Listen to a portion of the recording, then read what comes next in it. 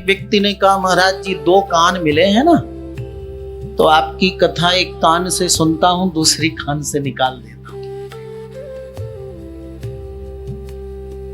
2 कान इसलिए दिया है कि एक कान से न सुन सको तो दूसरे से सुन लो।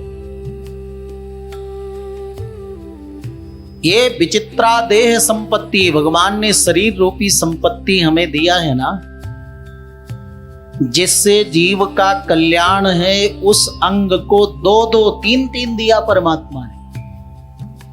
ब्रेन का काम सर्वाधिक है ना, इसलिए हजारों नफ्स दिए।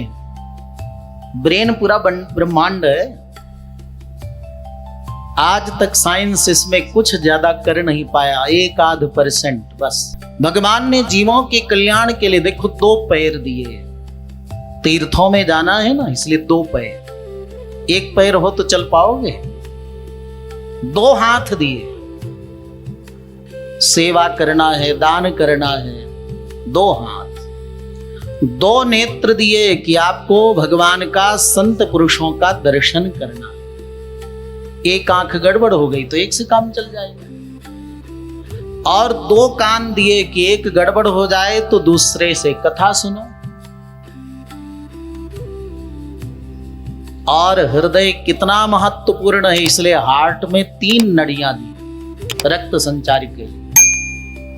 किडनी कितनी महत्वपूर्ण अंग है शरीर में, इसलिए 2 दिया कि 1 गड़बड़ हो जाए तो इससे जीवन चले।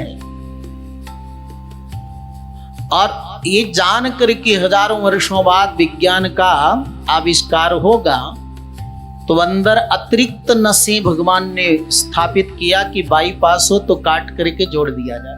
लेकिन मुख एक दिया है परमात्मा ने कि बोलो कम और भोजन भी कम करो। लेकिन लोग मानते कहां हैं। एक व्यक्ति इतना बोलता था, हम कहा थोड़ा मौन रहा करो महाराज। बोले महाराज मौन रहता हूं कई घंटे। कब? दिन भर तो बोलते हो। उसने कहा रात्रि में 10 बजे से सुबह 6 बजे तक मौन रहता हूं, 8 घंटे। वो मौन नहीं है। जब तुम्हें भूख लगे, शुद्ध भोजन ना हो, भूख को सहन कर लो। प्यास लगी हो, कथा में बैठे रहो, 1 घंटे 2 घंटे बाद जाएंगे, ये तप है। कोई झगड़ा करने को तत्पर हो, आपका अपमान कर रहा हो, आप अपनी वाणी को अपने बस में कर लो। गीता में भगवान कहते हैं वांगमयम तपोच्यते, यही तुम्हारा वाणी का तप है। तो हमारे शरीर के अंदर विराजमान पुरुषोत्तम भगवान कहते हैं मैं तुम्हारा भोजन पचाता हूं, मैं ही सूर्य के रूप में तप कर तुम्हें जीवंतता देता हूं, मैं ही समुद्र के अंदर रह करके पूरी पृथ्वी की रक्षा करता हूं। और इसीलिए आज सुखदेव जी महाराज ने भी भागवत में परीक्षित के माध्यम से हम सबको बताया कि देवराज इंद्र ने भी भगवान की शरणागति की स्तुति की। इसीलिए इन भागवत में सारे प्रसंग दिए गए कि आपका मन ठहरे, स्थिर हो,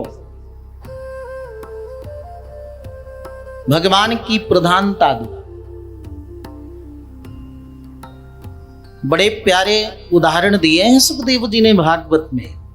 पेड़ को हरा भरा रखना है तो डाल पत्ती में पानी डालोगे कि जड़ में? बोलो। जड़ में पानी देने से पूरे वृक्ष को, डाल को, टहनी को, पत्ते को, फूल को, फल को जल मिल जाता है, पेड़ हरा भरा रहेगा। और अगर पेड़ की पत्ती में, फूल में, टहनी में पानी डालो तो पेड़ सूख जाएगा। ऐसे सबके मूल हैं भगवान पुरुषोत्तम नारायण। एक प्रभु की पूजा कर लो तो 33 करोड़ देवों की पूजा हो जाती है। एक उदाहरण में न समझ पाओ तो दूसरा दिया। भागवत का एक श्लोक है, प्राणोपहाराच यथेन्द्रियाणाम। शरीर को बल मिले, शक्ति मिले, भोजन देते हो शरीर को। कोई आंख को भोजन देता है क्या? कोई कान को, कोई नाक को भोजन देता है क्या? नहीं, प्राणों को भोजन देते हैं, आहुति देते हैं, और प्राण को दिया गया भोजन पूरे शरीर इंद्रियों को प्राप्त हो जाता है। जैसे प्राण को दिया गया भोजन पूरे शरीर को, इंद्रियों को मिलता है, वैसे प्रभु की पूजा कर लो, पुरुषोत्तम नारायण की पूजा कर लो। यहां तक कि 3 वर्ष में आने वाले पुरुषोत्तम मास में एक बार अगर भागवत कथा सुन लो तो 3 वर्ष की एनर्जी आपको मिल जाती है, शक्ति मिल जाती है, शांति मिल जाती, पुण्य प्राप्त हो जाता है।